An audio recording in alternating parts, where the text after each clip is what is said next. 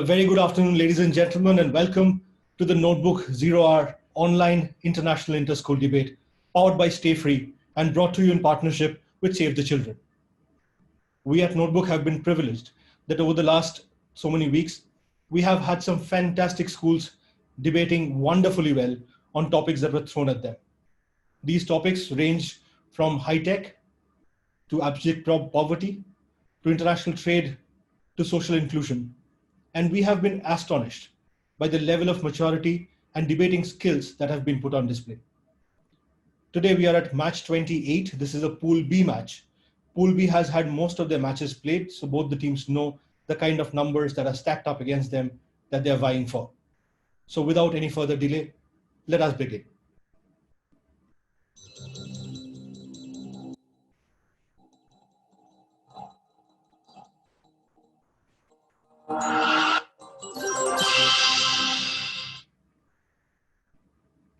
So today's debate, ladies and gentlemen, is between the Kendriya Vidyalaya number 1 Itarsi and the PSBB Millennium School OMR Chennai. This is, as I said, a Pool B match. This is the 28th match of this competition so far. A quick overview of the rules. We have the two school teams giving two speakers, one speaking for and the other against. Each speaker gets an initial 5 minutes to place their initial arguments. And then we come back to them for 2 minutes of rebuttal. 3 judges will judge the event. There are 2 judges, one from each school. I can see that both the judges are already online. And the third neutral judge is from Notebook. Today we have the privilege of having Ms. Meghna Laha as the neutral adjudicator. Meghna holds an MPA from the Columbia University, New York, and an MS from the University of Rhode Island. She was working with the World Bank, where she was monitoring 42 unsupervised projects across Africa. When we started working at Notebook towards making education more enjoyable and more accessible to every child out there, Meghna came and joined us. We are very happy to have you with us, Meghna. We are also extremely happy to be powered by Stayfree. Stayfree, as you all know, is a brand that works phenomenally for women's hygiene, particularly young women who are just entering their puberty. During this period of lockdown, there was this special public service message that they wanted us to share with all of you. Let me just quickly play that for you. मेरे period शुरू हो गए पहली बार हो रहे हैं मुझे तो काफी अजीब लग रहा है पीरियड्स में मुझे आसान काम भी मुश्किल लगता है बहुत दर्द होता है मैं किसी के पास बैठ भी नहीं सकती और जब मैं उठती हूँ बार-बार निशान चेक करती हूँ घर में एक ही वॉशरूम है तो पैड चेंज करने में मुझे शर्म आती है मुझे पैड को कचरे में छोड़ना पड़ता है हर बार She may not understand what she's going through. She just needs to know. You do. Over 2 million girls will get their first period in lockdown. Your daughter or sister could be one of them. Talk to her. Tell her. It's normal. It's just a period. Well, after that heartwarming message from Stayfree, it is now time to take a look at the topic for today. This house believes India is not ready to be a cashless economy. I repeat, this house believes India is not ready to be a cashless economy. These are the two teams from KV number 1 Itarsi. We have Mr. Om Prakash as the adjudicator. Thank you so much for joining, sir. Astha would be speaking for the motion, while Ishika speaks against the motion. From the PSBB Millennium School OMR Chennai, we have Ms. Vidya Jaljit as the adjudicator. Madhav would be speaking for the motion, while Riva speaks against the motion. This is the order of speaking. We will start with Astha, then Riva, then Madhav, and then Ishika. As I said, each of you will have 5 minutes for your opening arguments. Astha, if you're ready, I will stop my share. We would love to have all of you on camera. Yes.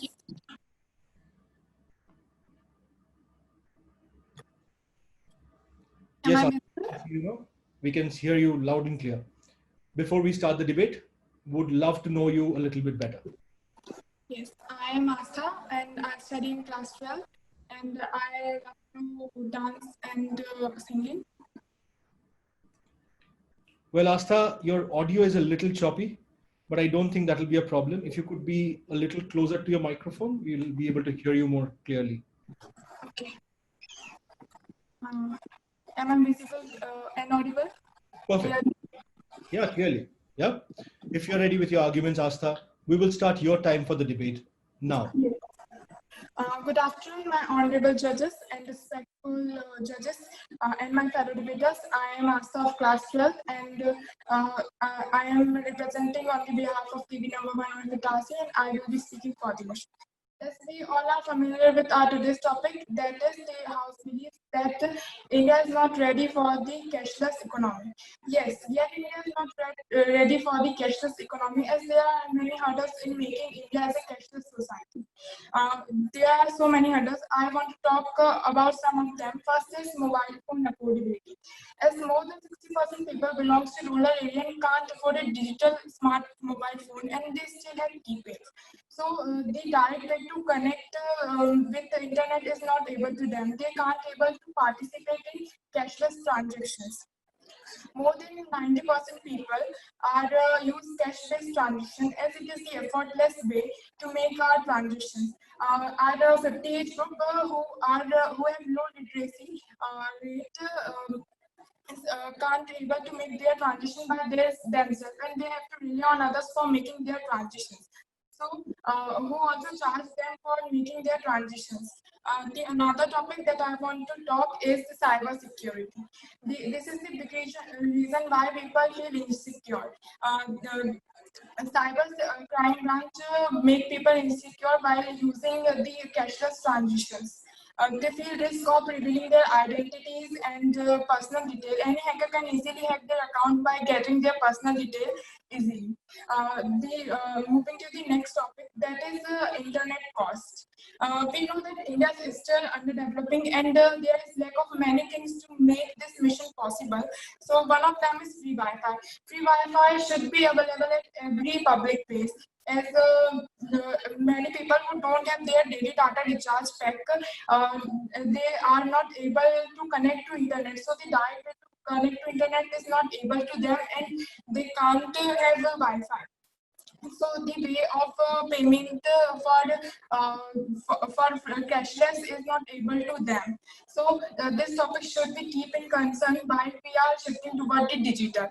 Another topic that I want to discuss is our infrastructure. As we can see, many American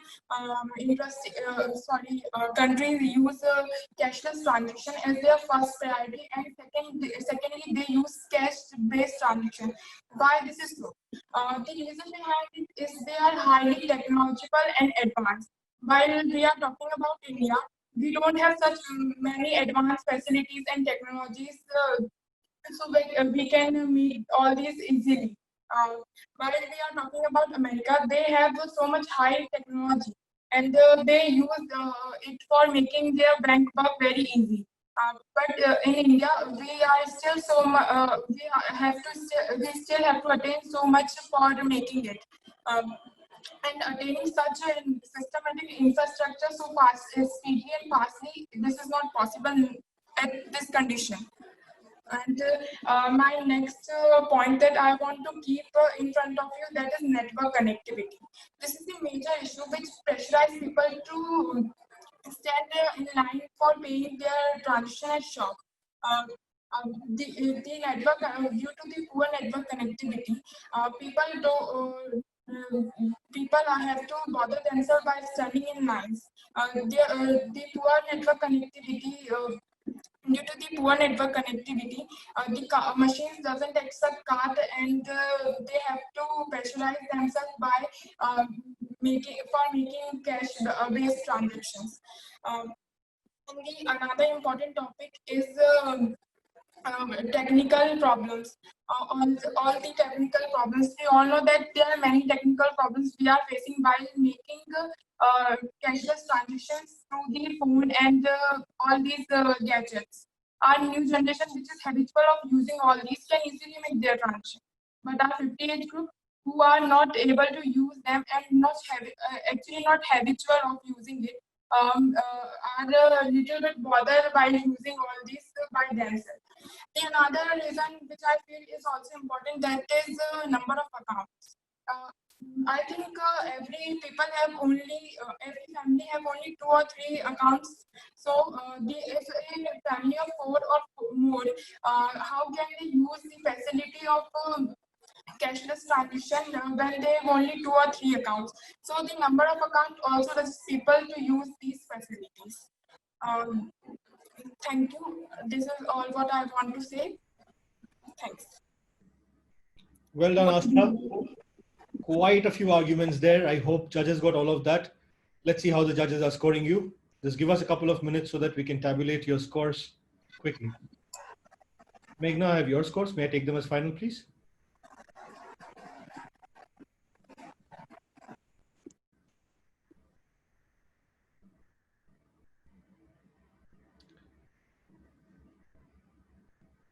Abhishek, I don't see Sir active on the Itarsi sheet. Yeah, let me call him. I'll get the scores for you. Yeah, thank you. Vidya ma'am, I'm getting your scores. I can see them. Thank you.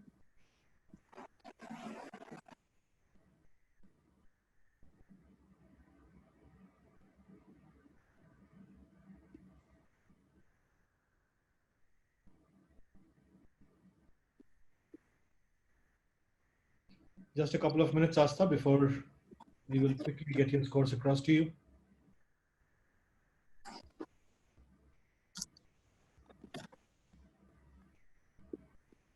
Shubhayu, I dropped off for a minute. Did you get my scores? Yes, Meghna, I have your scores. Thank you so much. Thank you so much.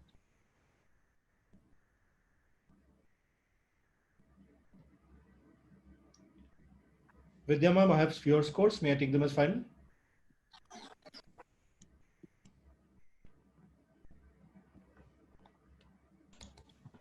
Yes, yes. Thank you so much. I have Prakash sir's scores, but Abhishek, I can see that there's a score in row 9. May I delete that score? Yeah, just sir is updating me currently. Sir, is it okay if you delete that score?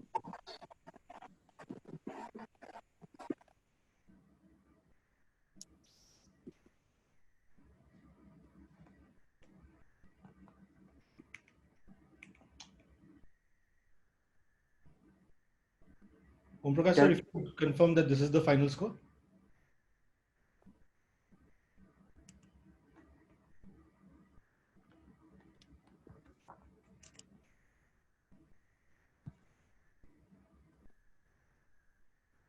Sir, I'll need your confirmation before I can proceed.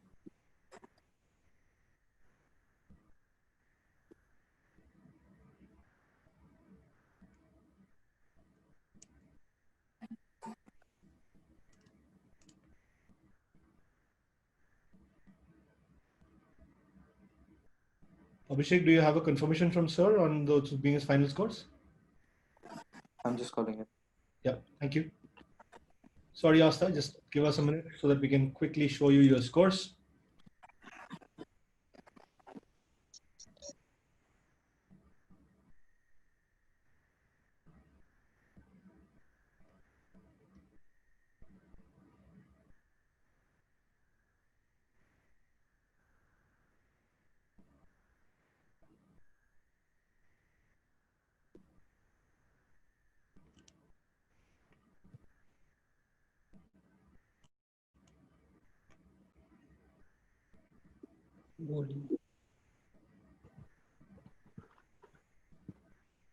We can hear you, sir. Is the scores final, sir? Yes, final, sir. Thank you, sir. Thank you for the confirmation, sir. Well, Asta, if you're seeing the screen, these are your scores after your first 5 minutes of arguments. Well done. I'm sure you will come back stronger in your rebuttal. Riva, you're up next. I will stop my share now. Riva, can we have you on? Am I audible? Yes, Riva, I can hear you and see you clearly. We would love to know a little bit more about you first. My name is Riva. I'm studying in class 10 and I am from the PSBB Millennium School, Chennai. Great. Is that okay? Riva, if you're ready with your arguments, we will start your time for the debate now. Good evening, ladies and gentlemen. I, the first speaker from Team Opposition, am here to strongly oppose the motion that this House believes that India is not ready for a cashless economy. The stress of the government on cashless transaction is a clear message towards good economic growth. I have three main arguments to support my statement. My first argument being that it is a very commodious means of transaction and that India has the means to actually achieve it. My second argument being that it really helps to reduce a lot of crime rates to a great extent. My third and final argument being that it will help conserve a lot of money in the long run. A big question that really arises is whether India can actually rely on digital means of transfer for money or whether India is capable of achieving it. It is widely assumed that many Indians will not be able to accustom themselves to online methods due to the fact of the widespread poor population. But what we need to realize is that Indians, irrespective of their monetary status, have been able to adjust to the time that has been changing. Whether it's electronic voting machines or whether it's a biometric bank transfer, they have been able to learn really fast. And on top of that, companies like Jio, which have been making electronics and digitalization quite easy, cheap, and basic, have really helped in boosting this. Apart from that, the government, which will be implementing laws, forming boards and associations, will improve India's digital status. This will take place over a large span of years. It's not going to be taken in a short time because no developing country or more developed country also will be able to make such a change in a short span. Let's take the example of Kenya, where they launched a phone-based money transfer called M-PESA for small amounts of electronic payments. After the mobile operator was managing it, Kenya had an amazing growth rate, which was at 40% of Kenya's adult population, which had started to adopt this. Additionally, it had been rated as a top member of adult penetrations into mobile money accounts, which had 58% of the adults in Kenya, which were holding an active account. If so many countries are able to execute it, then why can't India? Moving on to my second argument, which is about how it can reduce crime rates. Crimes need to be curbed and tax evasions too. And this can be possible using a cashless economy because it will be regulated and has less chances of being exploited. A cashless economy provides a clear-cut regulation of money transfers, payments, and etc. Many businesses start evading real money. Many of them don't really show the actual business on paper. These evading sales have caused a lot of impact on the tax of the country. Whether it's small shopkeepers or big companies, they do this so that they can save their taxes. The loss of huge money has led to a parallel economy to be formed, which has created a forfeiture for the government and the development of a common man's goal. The presence of a cashless economy will definitely lead to the development of the country, which means it will be done using collection of surplus taxes, which will be used for the benefit of the schemes for the people.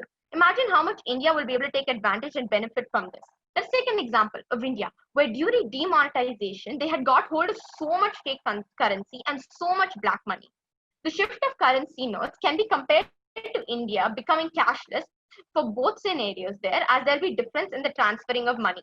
After demonetization, the RBI had reported that there was a deduction of production of fake notes by 59.7% and 59.6% in rupees 500 notes and rupees 1000 notes. There was also an increase in 35% of counterfeited notes that had been collected in rupees 100 and rupees 50 by percentage of 35% and 154.3%. Around 69,350 crores were recovered under the Income Declaration Scheme and Black Money and Imposition of Tax Act. Provisional attachments made in the transactions involving Benami properties had valued more than 4,300 crores.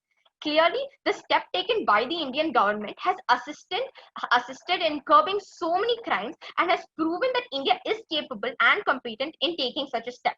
This is just a gist of what the cashless economy would look like, with more planning, with more investment, and which the government will have to do. In the economy will flourish and more felony will be brought to light. If money in cash is seized, then its production will be stopped too. This is basically what my third argument will be about. Printing money is a direct cost that affects the Reserve Bank of India. If the cash system where maximum people will be working on cash transactions, the government will have to produce more and more notes every year. Now, printing notes is a very costly expense. Now, according to a Right to Information Act in 2012, they found out that each note of rupees 500 was up to a cost of 2.5 rupees, which meant that by April 1994 to June 2016, the currency of yearly growth had shown up to 17%. It is estimated that from 2009 to 2010, the RBI had incurred an annual cost of 2,800 crores for incurred money and the printed currency note. As per Declaration Demonetization, the cost of X checks was additionally 1,200 crores. Other than printing of currency notes, there are some other expenses that also the RBI and the government will have to take care of. And that can be in the form of storage of money, transportation of money, and also devices for detection whether the money is being counterfeited. Now, these can account for about 5% of India's GDP, which in a short note can be 500 crores. Now, that is a lot of money that we can save just by turning ourselves into a cashless economy. If we take account of savings, and we can invest in so many other sectors like improving the life of poor or digitalizing the nation or even in reducing the cyber attacks and crimes. With this, I would like to conclude my speech by saying that India has a great account to gain by transferring themselves into a cashless economy. Proud to oppose. Thank you. Well done, Riva. Judges, please note, while those were fantastic arguments, Riva is significantly over her time limit. You may choose to penalize her for that, but that is up to your discretion. Meghna, have your scores. Let me know whenever they're final. Yeah, this one is final, Shubhay. Thank you. Thank you so much.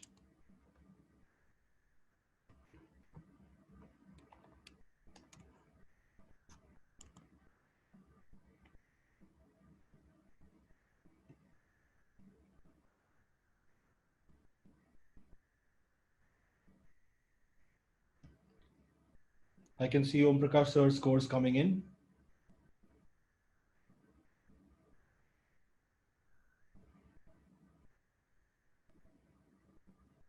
Sir, if I may take that score as final, I'll take that.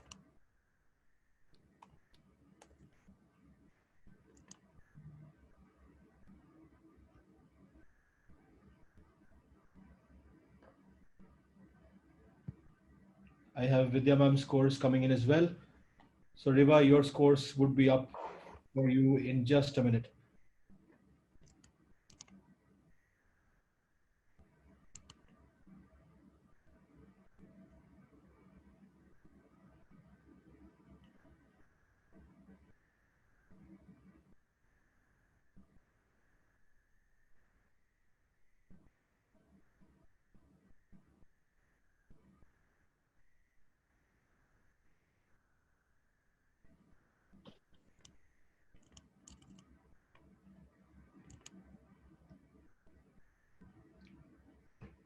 Vidya ma'am, may I take that as your final score? Yes. Thank you so much, ma'am. So Riva, if you're looking at the screen, these are your scores after your initial 5 minutes of argument up on the screen now. Thank you, sir. Very well done. Madhav, you're up next.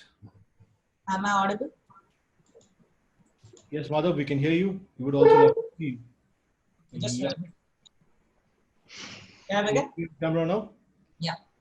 Madhav, before you start, we would love to know a little bit more about you. Your hobbies, your interests, anything that you want to tell us. I'm Nathan Kulkarni from the PSBB Millennium School, OMR. Apart from debating, I'm a font quizzer. I'm here and I'm an NCC cadet who has participated in the NCC camps. That's a little bit about me. Wonderful, Madhav. Well done on the co-curriculars. Let's see how you do in your debate. If you're ready with your arguments, we will start your time now. India is not ready for cashless, and I'm here to prove why. Visualize a world in which India has now switched to the sole reliance of cashless transactions, from a country that mostly uses cash for everyday exchange to a country that doesn't use it at all. A country in which most of its citizens aren't yet familiar with its technology. A country that does not have well implemented cyber laws, and where security has not yet been completely established in the world of digital transactions. It is no rocket science that this system, if implemented in the near future, is bound to fail. Good evening. I'm here from Side Proposition to deliberate on the motion. This House believes India is not ready for to be a cashless economy. Firstly, I would like to clarify the motion. By cashless economy, we essentially mean to remove all paper currencies from printing and circulation. So after this is clear, I would like to move on to my arguments. Firstly, why is India ill-equipped at this point of time? Firstly, we do not have enough bank accounts. In 2018, a World Bank report said that only 53% of all citizens above the age of 15 have a bank account. What's worse is that most of these accounts are usually dormant. And now, even if there's a huge growth in the number of accounts in the last few years, and all the accounts are active, that still leaves almost half the population of India without any access to bank, without access to digital currency. This significantly downsizes the efficiency of cashless transaction, and the very fact cashless transactions should be there. We do not have poor connectivity. The telecom infrastructure is very bad. I repeat, very bad in India, and that affects time and again. We have seen the point of sale, that is card machines failing due to heavy load. Ditto for the mobile internet. Imagine being in the middle of a cashless transaction using an e-wallet, but then suddenly electricity is gone, there's no data, power cut, the transaction fails. This is not some imaginary problem. It happens all too often. Now, thirdly, Indian government is fond of cutting off internet access to entire towns where security is at threat. Picture a scenario where a town has moved completely to cashless transaction and this blockage is occurred. The entire transactions of that economy fails within itself. It crashes down within ourselves. A report recently found that India cut off internet for a cumulative of 70 days in the last 4 months. There's no law on data security. A lot of people don't trust cashless transactions because there's no law in Indian government which promises them the security that their information is safe. Unlike other countries like US and Europe, where there is liabilities if there are security breaches, India does not hold the companies accountable. And this is something which is not supposed to happen if we want a cashless transaction. There is no law on privacy. The problem is still the same. There's no privacy law in India that stops the misuse of information that we generate through digital payment. Unless the government promises reasonable privacy or reasonable protection to the Indian citizens, how do you expect the common man to trust the government? And I would lastly talk about the poor state of cybersecurity in India. Just a few months ago, data related to over 32 lakh debit cards were leaked from the network that connects all Indian banks. The state of cybersecurity in India is poor, very poor. Majority of the Indian ATMs still run on Windows XP, an operating system that is 14 years old and is not yet supported by Microsoft at the present. Similarly, there are loopholes everywhere. The apps, the e-wallets, the payment gateways, the networks used by banks are all unaudited, and the security is suspected because there's no Indian law that holds the companies and institutions liable for security. And assuming the best case scenario, they somehow maintain these laws and these laws are implemented, we do not have the resources or the manpower for it to be done using efficiency. Okay, now since I've proved why we are ill-equipped for the cashless transaction, let me address a much grave problem. India has one of the highest numbers of people working in the informal sector. There's this 92.4% of informal workers work in the informal sector. That is no written contact, pay leaves, and other benefits in the economy. It is abundantly clear that since demonetization, the topic on which our opposition talked about is actually benefited. It's actually in the other way. Firms in the informal sector were the worst affected by demonetization, and that had led to the biggest recession in the Indian history after demonetization. The firms in the informal sector operate in the cash economy. They buy the raw materials, pay their workers, and everything is done in cash. And if cash becomes hard to find, or these transactions become difficult, and since the golden rule of all private firms is to gain profits, they would obviously result in layoffs, which would lead to highest unemployment rates and a negative recession of our economy by 32.3%. And I would like to stress another point about the senior citizens. The senior citizens are devoid of these services and they cannot actually benefit out of these services. And this is the point at which we need to understand that without proper education, there's nothing we can do to remove cash from our economy. Thank you. Proud to propose. Well done, Madhav. Take a deep breath. You reminded me of Shankar Mahadevan singing Breathless, honestly. Absolutely, I go with you. Absolutely. Judges, you have access to the scoring sheets. If you could please put in Madhav's scores. Madhav went just a couple of seconds over time, and I'm sure you'll forgive him for that, given the kind of passion with which he delivered those last few lines. Meghna, have your scores? May I take them as final, please? Yes, please. Thank you. Thank you.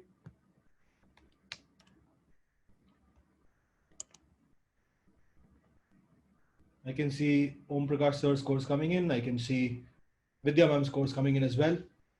So Madhav, just give us a couple of minutes.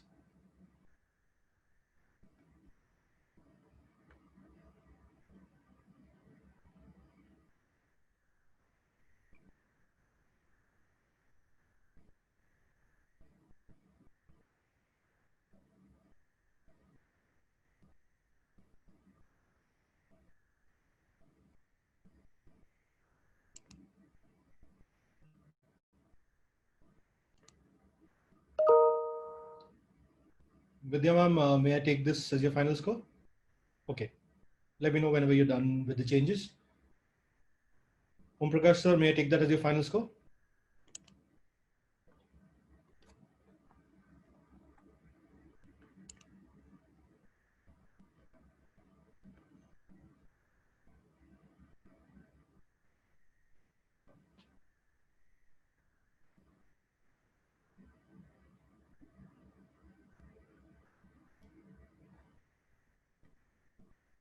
Vidya ma'am, may I take that score as final? Yes. Thank you so much, ma'am. Well, Cadet Madhav Kulkarni, if you're looking at your screen, these are your scores after your first 5 minutes of arguments on the screen now. Very well done. Ishika, you are up next. The opposition school has not made it any easier for you, but I'm sure you're up to the task. I don't see Ishika on the screen. Yeah, Ishika, we can see you now. Could we do a quick check on the audio while you tell us a little bit more about yourself? I am presently studying in class 12 and my hobbies is writing and traveling. I just like to discover new things and I am feeling it grateful to join this zero debate competition. Well, Ishika, if you're ready with your arguments, we will start your time for your arguments now. Yes, sir, sure. A very well good afternoon to all. I am Ishika Verma from Kendriya Vidyalaya Ordnance Factory Itarsi. And I am in against the motion of the topic that India is not ready for a cashless economy. What do you mean by cashless? It is something which we can relate to online transaction or a mode of payment which do not include cash. It is in tune with Prime Minister's vision of digital India. And in this opportune time, we can use this strategy to build a robust economy through safe, secure, and accessible mode of transaction. Being cashless is nothing. It just helps us to provide comfortableness to one's life.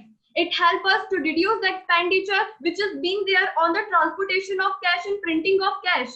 It helps us to stop the corruption, to stop the flowing of black money. It helps us to systemize and formalize our whole system. Not only this, in India, the demonetization policy put forward by our Honorable Prime Minister Narendra Modi 4 years ago is just also had to boost this cashless economy in India. In India, the all customers and citizens are provided with their own choices of online transaction. They are provided with e-wallet, they are provided with UPI, United Payment Interface, this including Paytm, PhonePe, Google Pay and all. And e-wallets require credit card and debit card. And if the person is not having his credit card or debit card, then he can use his bank account which is linked with all the online platforms which are being there to transact his money or even get money from any another person using these online platforms.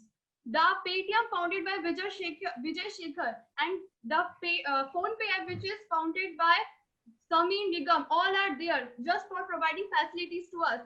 India is a mobile first country and we can just examine it using an example that the latest report which is being there on the population of 2019 has told us that the penetration of internet is being increasing from 24% to 44% in last and latest report of 2019.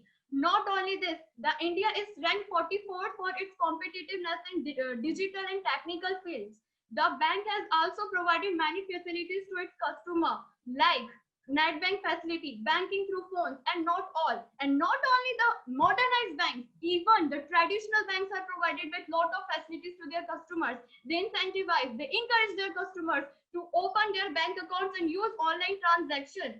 In this outbreak of COVID-19, where we have to maintain the social distancing, the cashless economy is one of our key future. It avoids any kind of touching, and this is not possible if we use cash directly. And also, I wanted to just inform you all that the cashless economy has the interest of many of the people. If you want an instance for this, then the report which is being there from 2016 to 2019 supported this fact that Indian digital market is being ready for the rapid pace increasement in cashless economy. There is a transaction of over 2 lakh crore from 2016 to 2019, and it's not a simple thing. For India, the cashless economy is just like a reward, and it has indeed a greater roots in India for its future. 10 years ago, if we see the condition, only 30% of people are there who were able and access towards the internet and internet facilities and all. They did not provide it with smartphones, but now the condition has changed, and even changed in future too. The people are provided with smartphone and all technologies. How? They just provided with a lot of government facilities like immensely discounts in internet and all, and the manufacturing quality of phones and all. If we talk about rural area, then government set up their own authorized banking system like CSC e-governance Services India Limited to deal all their problems. At last, I just only wanted to say that India ranked already 44 days. I just already told this, and this rank is based on that how citizens just take their all technologies and innovation, how they prepare themselves for this.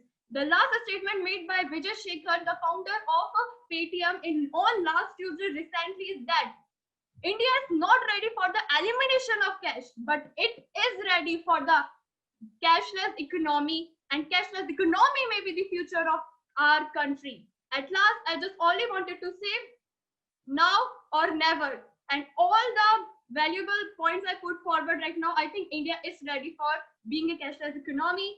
Thank you. Well done, Ishika. Let's see how the judges scored that. Some wonderful arguments there. Judges, if you could please put Ishika's scores into the score sheets. Meghna, I have your score. May I take that as final, please? Please do. Thank you. Thank you.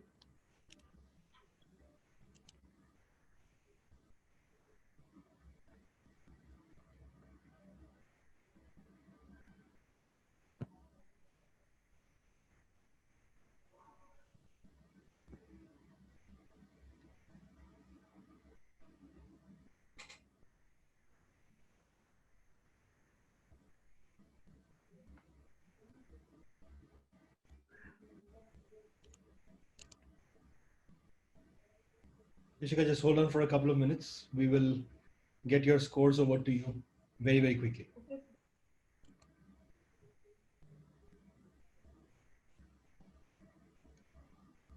Prakash sir, I have your scores. May I take them as final?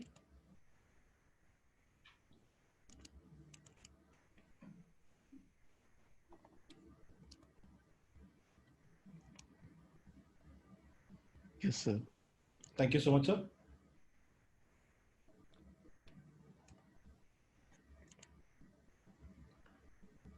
Vidya ma'am, I have your scores as well. May I take them as final? Yes, yes, you may. Thank you so much, ma'am. Well, Ishika, if you're looking at the screen, these are your scores after your initial 5 minutes of arguments on your screen now. Well done. Thank you, sir. This is when we circle back for the 2 minutes of rebuttal. Remember, you're not rebutting the opposition school, but the opposition bench. So Astha and Madhav, you'd be rebutting points put forth by Riva and Ishika and vice versa. All right? If you're clear on that, Astha, if we can have you back on camera. Asta, if you're ready for your rebuttal, we will start your time of 2 minutes now. Yes, I'm ready. So my birthday friend said that government provide us with so many facilities like e-wallets and credit debit cards. So I want to tell them that this state like Jammu Kashmir, who often face the crackdown anytime, the first thing that block there is internet. So the direct way to connect to internet is not able to them. Neither it is possible to use cards for transaction and e-wallets. India has more than 24 million credit cards and 60 million debit cards. Now the bit interesting fact about it is that the number is that the people who have debit or credit card and have multiple card is less. The actual number of people is less who have all these cards. This means that half of population of India don't have any cards for their transactions. And my working friend also made that that digital India in digital India it is very easy to make a cashless payment. So I want to tell him that the convenience comes at cost. There is a fees annual fees on the credit and debit cards. So here all what I want to say to them, and thanks. Over to the market. Well done, Asta. Honestly, your arguments have been some of the best research arguments I have seen in this entire set of debates so far. And trust me, we've had some great research going in. After Asta, it's Riva. Riva, can we have you on camera, please? Am I audible? Yes, Riva. We can hear you. We can see you loud and clear. So if you are ready. Am I audible? Yeah, I can hear you. I can see you. Okay, has the time started? No. So if you're ready with your rebuttal, we will start your time now. Okay. So for my rebuttal, two main points to be rebutted. First, when proposition came up and said that India doesn't have enough resources currently to actually implement it. And the second point to be rebutted, that India doesn't have enough capital for it to implement the schemes. Rebutting the first point, the Indian government won't just take a decision to implement such a big change of transferring from cash to cashless. Obviously, it will take a good span of years for them to actually come up with capital, for them to come up with institutions, come up with laws, come up with so many other things that will be required to actually make sure the process is smooth. It is a long drawn process and it is inevitable. So when the proposition comes up and says that people won't have access to network or they won't have access to data, obviously this has to be provided by the government. Then only they can take such a decision, which means they will invest in network towers, they will invest in data, they'll be investing in online modes of payment. They can take partnerships with public or private companies, but they will make sure it happens and that every citizen can have access to it.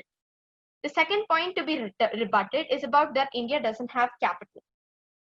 Now, India obviously when will take such a decision will need to invest some from their own treasury. But if you're thinking that India, whose economy isn't that great at this point, will spend so much in this change, then you should know that like obviously they'll be gaining much more capital and much more money in the form of the black money that they will be procuring. Now, just by demonetization of India has gotten hold of 69,350 crores, then just imagine how much money they will be able to get by transferring the mode of payment from cash to cashless. So this is what we have to keep in mind when we say that India is not ready, because India is ready. This thought has been there since the past a couple of years from the RBI or the government, and now we are ready to implement it because we have the resources. We can invest in such cyber laws and cyber processes and etc. Thank you, and proud to oppose.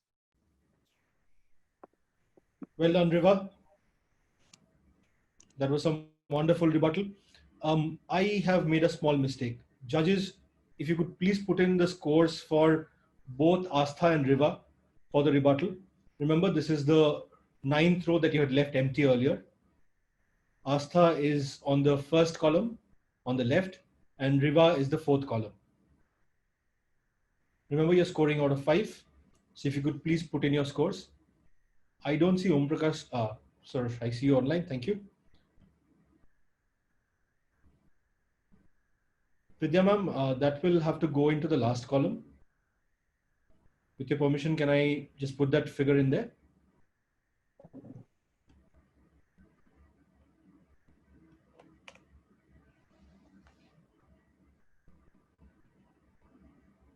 Om Prakash sir, could you please put in the scores for Astha and Riva's rebuttal?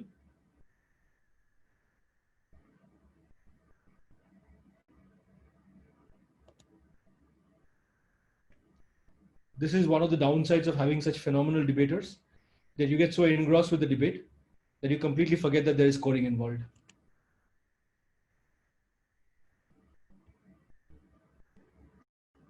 Meghna, I see your scores. Thank you so much.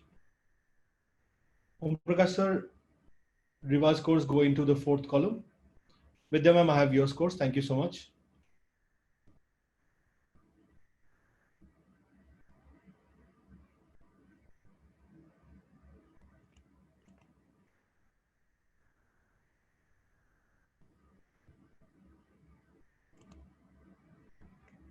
Well, to all the speakers, unlike in the first round, this time we will get done with all the 4 rebuttals and then show you your scores. So just hold on until all 4 of you are done with your rebuttals. Om Prakash sir, thank you. I have your scores as well. Madhav, you're up next. Am I audible? Yes, Madhav, we can hear you loud and clear. If you're ready with your rebuttal, we will start your time of 2 minutes now.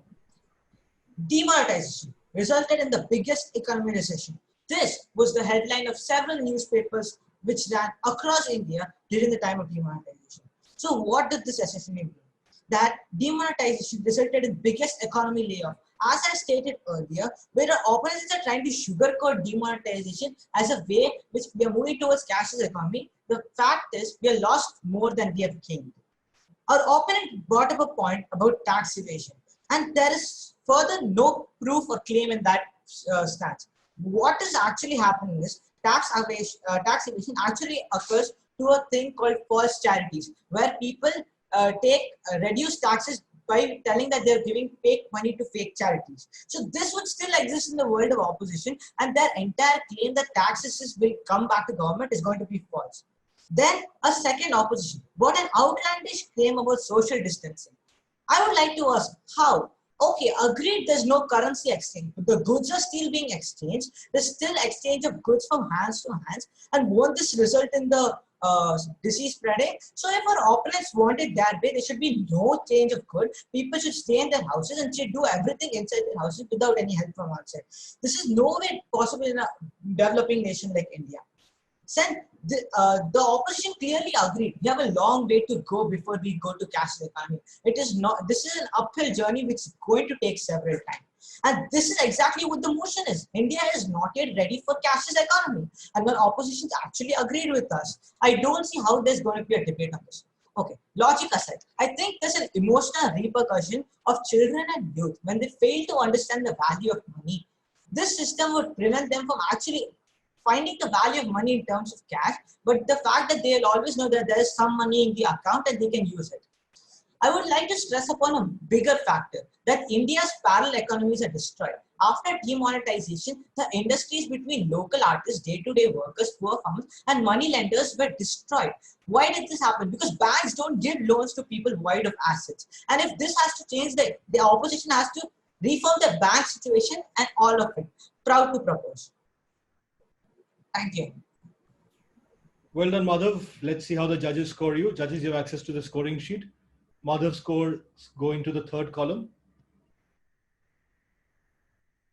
Meghna, I have your score. Thank you so much. Om Prakash sir, I have your score as well. And Vidya ma'am, I have your score as well. Thank you. Ishika, you're up next. If we could have you on camera. Perfect. Ishika, if you're ready with your rebuttal, we will start your time now. Okay. UPI, United Payment Interface. The name is quite clunky, but the whole mechanism is safe and secure. The person having his account in one bank, let's say A, just simply transact money to another person who has his account in bank B.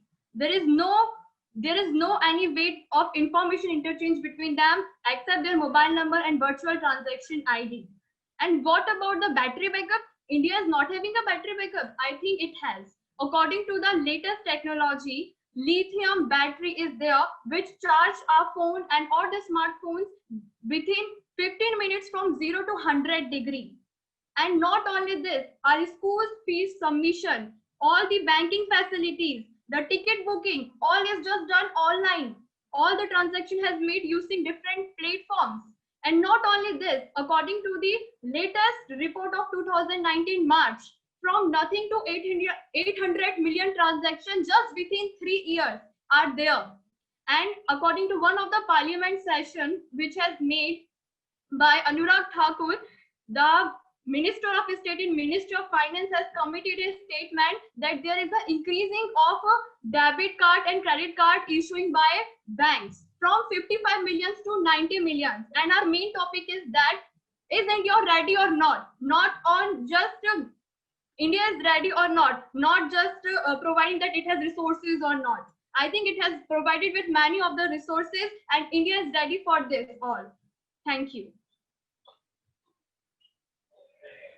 Well done, Ishika. That was some really good rebuttal. And the kind of research, again, like Astha, both of you, the kind of research you have put into this, the number of stats you've thrown up, I'm very, very impressed, I must say. Thank Judges, you, if you could put in the scores. Meghna, I have your score, thank you. Om Prakash sir, I have your score as well. Vidya ma'am, I have your scores as well. Thank you so much. Well, I have all 4 of your scores ready with me. And this is when I should ideally show you your scores, but I'm not. I'm going to keep all of you in suspense because this is the time when I get to tell you a little bit about Notebook. Notebook, as some of you may already know, we are an EdTech brand. What does EdTech do? It makes study material available through technology.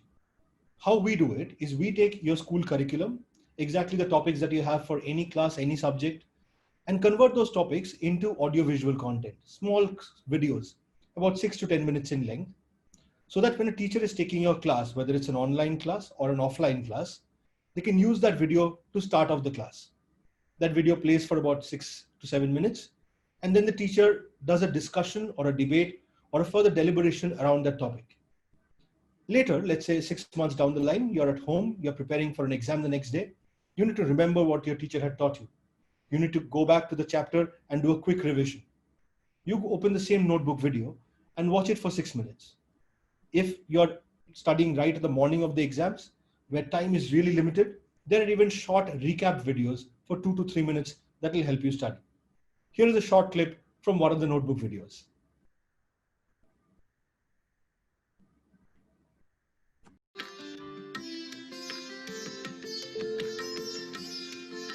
Hello students, welcome to Notebook. Have you heard the name Tansen before? Did you know he is considered one of the greatest musicians produced by our country? He was also considered one of the 9 jewels of King Akbar's court. In Behat near Gwalior lived Mukandan Mishra and his wife. Their only child, Tansen, was a very naughty boy. He would run and play in the forest. Soon, he learned how to imitate the calls of birds and animals. One day, the famous singer Swami Haridas was passing through the forest with his disciples or students. They decided to take rest in a shady grove. Tansen saw the strangers in the forest. He decided to scare them. Hiding behind a tree, Tansen imitated the roar of a tiger. The disciples scattered in fear. Swami Haridas told them that tigers were not always dangerous and decided to look for the tiger. Soon they realized that there were no tigers. The naughty Tansen was found hiding behind a tree. When he was brought before Haridas, he did not punish Tansen. Instead, Swami Haridas went to Tansen's father. He told Mukandan Mishra that his son, although naughty, was very talented. Swami Haridas offered to make Tansen a singer. From the age of 10, Tansen lived with Swami Haridas. He learned music for 11 years and became a wonderful singer. Sadly, however, Tansen's parents soon died. Mukundan Mishra was greatly devoted to Muhammad Ghaus, a holy man who lived in Gwalior. It was Mukundan Mishra's dying wish that his son Tansen would visit Muhammad Ghaus. Tansen began living with Muhammad Ghaus. Tansen would often visit the court of Rani Mrignani, a talented musician herself. One of the ladies of Rani Mrignani's court, Hussaini, married Tansen. She too became a disciple of Haridas. Tansen and Hussaini had 5 children, who were all very musically gifted. Tansen's fame grew and he went on to perform in Akbar's court. Akbar invited him to join his court. Tansen joined Akbar's court in 1556. He became a favorite of the emperor. It was said that Akbar would call upon Tansen to hear his music at various times of the day and night. Sometimes, Akbar would often walk into Tansen's home to hear him practice. He even showered him with presents. Some of the courtiers soon became very jealous of Tansen. They decided to ruin Tansen. One of the courtiers, Shaukat Mia, had an idea. He decided to make Tansen sing Raga Deepak. It was said that if Raga Deepak was sung properly, it would make the air so hot that the singer would be burnt to ashes. Since Tansen was an excellent singer, his death would be assured. Shaukat Mia then went to Emperor Akbar. He told Akbar that a few of the courtiers, including himself, thought Tansen was not a great singer. Well, ladies and gentlemen, that was a short clip of one of the notebook videos. We have with us today Achin Bhattacharyya. Achin is the founder and CEO of Notebook. A chartered accountant by training, he has worked in senior positions across all the 4 big consultancies across the globe. He was a director at Deloitte prior to starting Notebook. Achin, we would love to hear your thoughts about today's debate and have you shared the vision behind Zero Hour. Good afternoon, everyone. Astha, Riva, Ishika, and Madhav. Very well done. Really loved the session. Great to see all of you connecting on Zero Hour to exchange your views on a contemporary and pertinent topic. When we are conceptualizing Zero Hour, our objective was to connect schools and students from different parts of the country and world with each other. We really want to keep your spirits high during this hour of pandemic and promote the cause of public speaking, which we believe is very important. We are a huge country with lots of diversity in every aspect of our lives, whether it be our food habit or the way we come across. And the strength of our great nation lies in the unity that we have in diversity. I found each one of you uniquely gifted in your own way. And what makes me most happy is your passionate effort.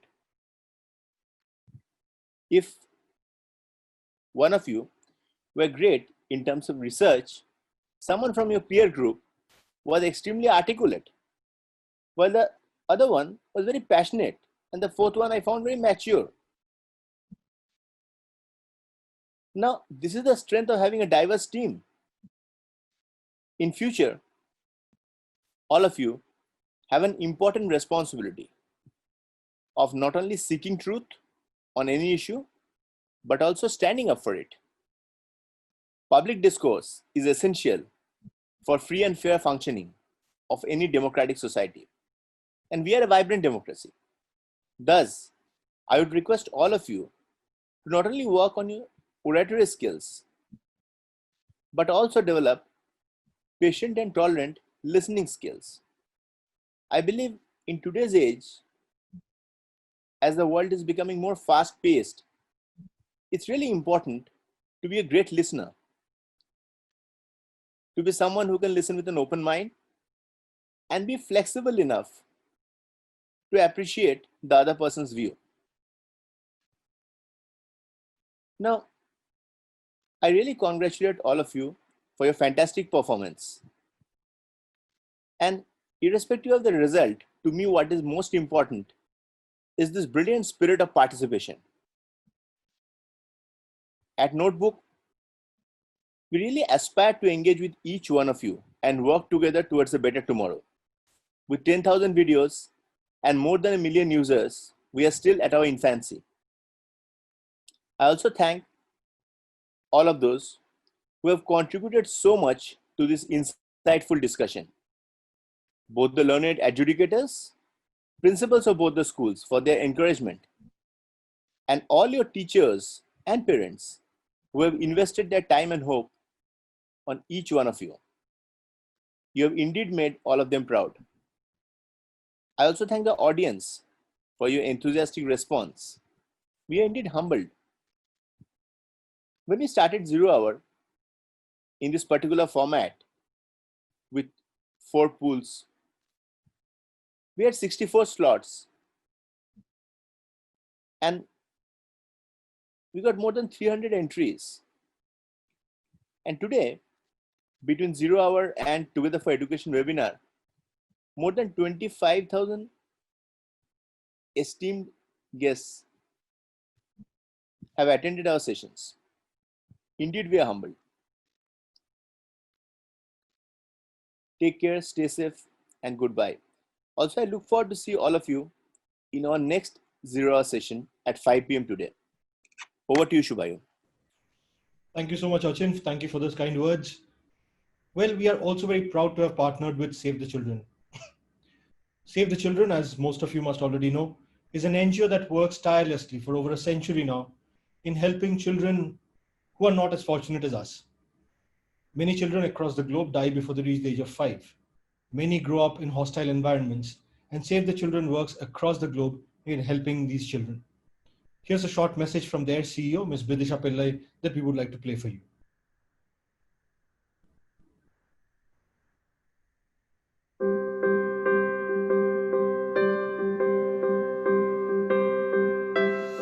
Save the Children was born in 1919. 100 years is not a milestone that many organizations or individuals can claim to have reached.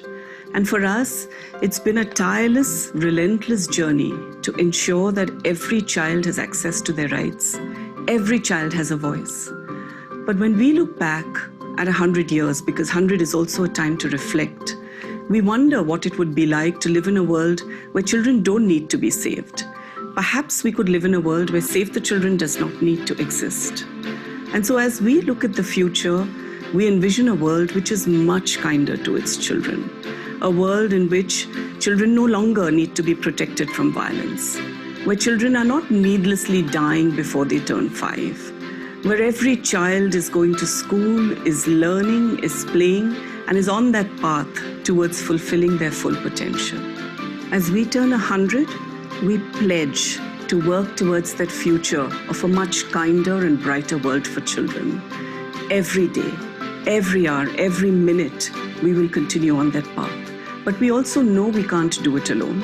We want to work closely with the communities, with our partners, with the government, and most importantly, with the children themselves. They are going to be the change makers of tomorrow. Children like Onuyara, like Rahul, like Salman, like Mamta, they are the ones who are breaking gender stereotypes. They are challenging social norms, and they are changing the world and the lives of themselves and also children around them.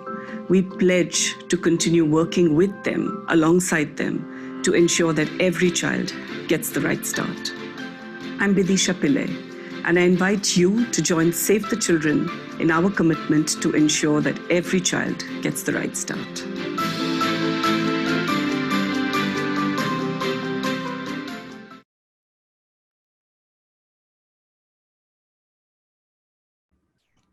Well, this is the part that you guys have been waiting for eagerly. I know I built up quite a bit of suspense there, but these here are your scores out of 100 after your 5 minutes of arguments and 2 minutes of rebuttal. Astha, you finished with 72 points on the average. Riva, you finished with 85. Madhav finishes at 94. And Ishika, you finished 88. These are the average scores out of 100 taken across all three judges. Which means this is how the two schools are stacked up. Kendriya Vidyalaya number 1 Itarsi with scores of 72 and 88 for the two speakers. Your average is 80. PSBB Millennium School OMR Chennai with two speakers at 85 and 94. Your average stands at 90, which means there's a margin of 10 points. And this is when it gets interesting because the audience poll for the best speaker carries more than what is the margin right now. Audience, this is where you get to play your role. A poll will come up on your screen. Once the poll comes up, you have 1 minute to cast your vote in favor of whoever you think has been the best debater today. Once you cast your vote, we will collate those numbers, and the speaker getting the most votes, the best speaker of the day by your choice, gets for his or her school 25 additional points. If you're ready for the vote, you should see it coming up on your screen now. We are expecting 85 votes, so let's get voting. Well, this voting will last for a minute. I'll just take that 1 minute to quickly answer a particular question. Priyanka Kiran ma'am, I think you have asked a question of one of the participants. Unfortunately, in this format, we do not quite take a direct question to one of the speakers, but I think that was a very pertinent point about the smartphone penetration across men and women and how the gender inequality will play a larger role. Having said that, I think Riva had mentioned M-Pesa, which is Kenya's cashless service, where a smartphone is not even a necessity. A cashless economy does not necessitate expensive hardware, is something that M-Pesa from Kenya teaches the world. We have 5 seconds left on the vote. Let's see how, and we are at 1 minute. These are the results on your screens. Winning the audience poll with 63% votes and also the highest scores from the judges is Madhav Kulkarni from the PSBB Millennium School, OMR Chennai. Very well done. While I tabulate the final scores and get them across to you, if I may invite Meghna Laha for a quick summary of today's debate. Meghna, may we? Hi, Shivayu. Sorry, it won't be a quick summary at all. But I've surely not done so much research, my friends. A big hello to all of you. Absolutely marveled by your debating skills and very grateful to you for all your hard work and determination to stand up today and participate in the 0 Hour event. I have to sincerely congratulate everyone and especially Madhav and Ishika. You were absolutely wonderful. With regard to the topic, let me share a few words. The principal components of a cashless economy are net banking, mobile wallets with ATMs, as you all have said, plastic money, that is debit and credit cards, and mobile wallets, that is provision of Paytm or apps that enable online and offline payments. I would say India has been inching towards the use of all these components. There is no doubt that a cashless economy serves the purpose of reducing the use of black money, circulation of fake currency notes, improves market efficiency, scalability, and transparency, among others. It's often said that cash takes time, and some countries are even willing to pay more taxes. Visa, it should be noted, has been offering restaurants $10,000 to go cashless. Countries like the US have been banning cashless businesses, including major cities like Phila, however. So as India tends to adapt to these highly refined changes, are we as a nation ready to wholly configure ourselves as a cashless economy is the question. A truly cashless economy, in case of India at least, would demand 100% access to bank accounts for all its citizens. Then the use of bank accounts and ATMs would require financial inclusion of the common man on the ground with basic English speaking skills, unless we have banks issuing cards in local vernacular languages. Innovation with regard to use of net banking facilities would also be required.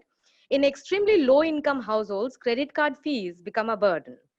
The use of Paytm transaction for an ordinary fruit or fish seller in a remote village where non-interrupting electricity is a luxury, leaving aside 4G access to internet, is perhaps still a milestone that India needs to achieve. In some parts of the country, there's still only one bank branch supporting applications for Rashtriya Krishi Vikas Yojana, Indira Gandhi Matri Yojana for pregnant mothers with one manager and two staff. These branches are still to use the local net services for online banking as institutions themselves. Leaving aside infrastructural challenges that India has, we have the mindset of an entire economy that relies on cash transactions and believes in the use of black money. Income tax department tells parliament that it has unearthed 1400 cases approximately worth 2000 crores in financial year 1920, up from 1100 cases approximately in the year 1819. The effect of demonetization in the country has still not been forgotten for sure, only to re-emphasize the fact that India is perhaps still barely ready for a cashless economy. Even if we agree to the glories of the cashless world, the facts somewhat resonate in the words of Robert Frost from his famous poem, Stopping by the Woods on a Snowy Evening. The hills are lovely, dark and deep, but I have promises to keep and miles to go before I sleep. Miles to go before I sleep. So with that, I would like to conclude my session. Special thanks to the school principals from both schools who supported us during this event, and also the audience for their encouragement to Notebook in making events more challenging and exciting. Thank you so much. Thanks to the moderator as well. Over to you, Shubhayu. Thank you so much, Meghna. As always, that summary was very, very nicely done. And these here are the final scores. I would really love for all four of you to come back on camera.